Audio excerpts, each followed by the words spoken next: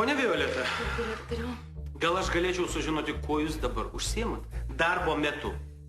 Nu, aš tiesiog truputėlį laisva ir makiažą pasitvarkiau, kad jums gėda nebūtų. Gėda nebūtų, ja?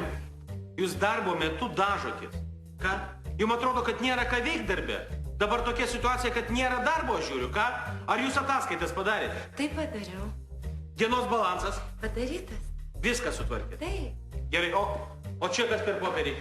Čia kur jūs davėt, kad... Kodėl? Jie sutvarkyti ar ne?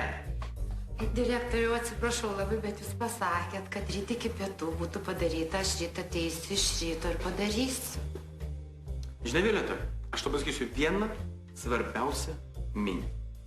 Jeigu jūs norit ką nors pasiekti gyvenime, prisiminkit, kad tą, ką gali padaryti dabar ir gerai, geriau ir daryti, negu atidėti ir daryti vėliau ir blogai. Supratot? Kaip šitoj patarlėjai.